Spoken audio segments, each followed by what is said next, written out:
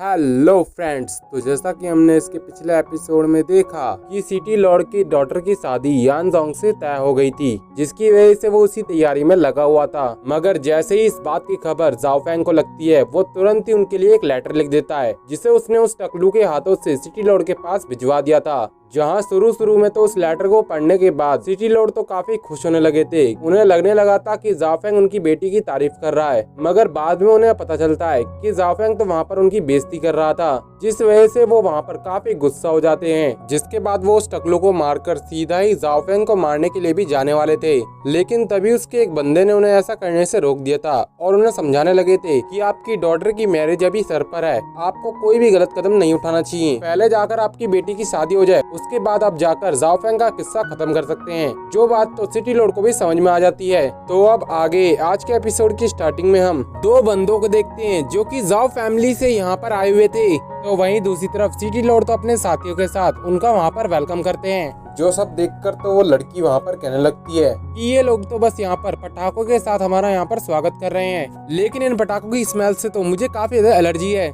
सच में ये लोग तो बहुत बड़े इडियट हैं। तो इस पर वो बंदा उससे कहता है कि हाँ, तुमने बिल्कुल सही कहा, आखिर अब इसमें कर भी कह सकते हैं, ये एक बहुत छोटा सा सेक्ट है, इनसे हम कुछ ज्यादा उम्मीद भी नहीं लगा सकते। हम जैसे ही अपनी जाओ फैमिली के अंदर वापस जाएंगे, मैं तुरंत ही वहाँ से तुम्हें कोई स्पिरिचुअल मेडिसिन दे दूंगा।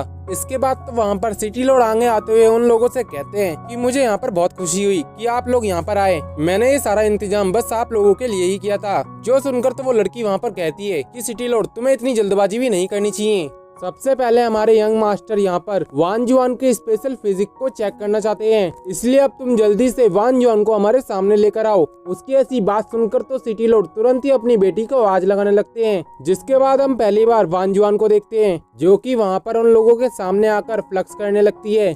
जिसके बाद तो वो बंदा उससे कहता है, तो तुम हो वान जुआन? जिस पर तो वान जुआन भी कहती है कि हाँ, आपने बिल्कुल सही कहा। इसके बाद तो वो अपने मन में कहने लगती है कि बस मेरे पास ये इकलौता चांस है, मुझे किसी भी तरीके से इस यानजोंग के बच्चे को छोड़ना नहीं है। इसी की हेल्प से मैं इस पूरी कंट्री के अंदर काफी ज्यादा स्ट्रॉन्ग बन जाऊंगी। इसके साथ ही वो उसको चारों तरफ से देखने भी लगता है। तभी वहाँ पर वो लेडी वान जुआन से कहती है कि वान जुआन, जरा तुम मेरे पास आओ। जिस पर तो वान जुआन भी उसके पास चली जाती है। तो वहीं वो लेडी तो अपनी पावर्स को एक्टिवेट करते हुए वान जुआन से कहती है कि वान जुआन, अब तुम एकदम बिल्कुल शांत हो जाओ, क्योंकि अब मैं यहाँ पर तुम्हारी स्पेशल फिजिक को चेक करने वाली हूँ। जिसके बाद तो उसने वो प्रोसेस भी स्टार्ट कर दिया था, जो देखकर तो सभी के सभी लोगों की निगाहें वहीं पर टिक जाती हैं। तो वहीं सिटी लॉर्ड भी काफी खुश हो रहे थे कि फाइनली जाकर वान जुआन जाओ फैमिली के अंदर ज्वाइन हो जाएगी, जिसकी वजह से सिटी लॉर्ड भी रॉयल कैपिटल के अंदर एंटर कर सकते हैं। वो तो अपनी बेटी का सहारा लेते हुए सीतू फैमिली को ऊंचाइयों पर लेकर जाने के ख्वाब देखने लगते हैं। तो वहीं वो लेडी ने भी अपनी प्रोसेस पूरी तरीके से कंप्लीट कर ली थी और वो वहाँ पर कहती है कि तुम्हारी बॉडी इतनी भी बुरी नहीं है, मैंने जितना एक्सपेक्ट किया था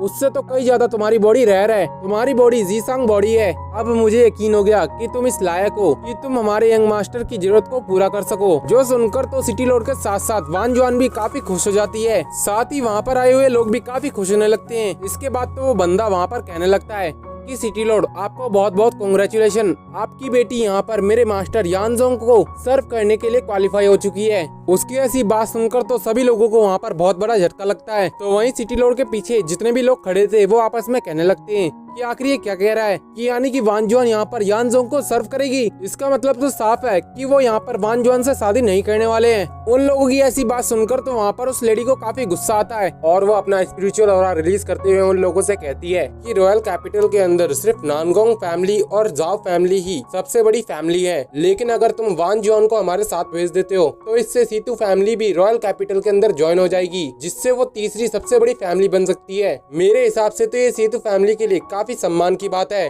कि उन्हें रॉयल कैपिटल के अंदर शामिल होने का मौका मिल रहा है। तो बताओ सिटी लॉर्ड, क्या तुम्हारे लिए ये इतना काफी नहीं है? उसको इस तरीके से बात करते हुआ देखकर तो सिटी लॉर्ड काफी ज्यादा डर जाता है और उसके पास आते हुए वहाँ पर कहने लगता है कि नहीं, हमारी इतनी कहाँ मजाल कि हम आपसे कुछ कह पाए। आपने जो हमारे बारे में इतना सोचा, इतना ही हमारे लिए काफी है। इससे बड़ी खुशी की बात क्या होगी कि हमारी सीतू फैमिली भी रॉयल कैपिटल के अंदर शामिल हो जाएगी। तो वहीं दूसरी तरफ तो वान जुआन अपने मन में सोचने लगती है कि मेरे पास बहुत रेयर जीसांग बॉडी है, जरूर यानजोंग को अपनी कल्टिवेशन बढ़ाने के लिए मेरी बॉडी की जरूरत पड़ेगी, लेकिन जैसे ही उसका काम वहाँ पर पूरा हो जाएगा मैं उसका अच्छी तरीके से यूज करूंगी, जिससे मैं और भी ज्यादा पावरफुल बन सकती हूँ। इसके बाद तो वो लेडी वान जुआन के पास आते हुए उससे कहती है तो फिर ठीक है। अब जब किसी को भी यहाँ पर कोई भी प्रॉब्लम नहीं है तो मैं वान जुआन को अपने साथ रॉयल कैपिटल के अंदर ले जाने वाली हूँ। इसके बाद वो अपने पास से एक स्पिरिट बोट को बाहर निकालती है, जो कि बाहर आने के साथ ही काफी ज्यादा मात्रा में स्पिरिचुअल ऑरा रिलीज कर रही थी। और ये सीन दिखाते ही ये एपिसोड यहीं पर खत्म हो जाता है। अगर आपको मेरी एक्सप्लेनेशन पसंद आई हो तो वीडियो को लाइक करके चैनल को सब्सक्राइब करना मत भूलेगा। मिलते हैं इसकी नेक्स्ट वीडियो में।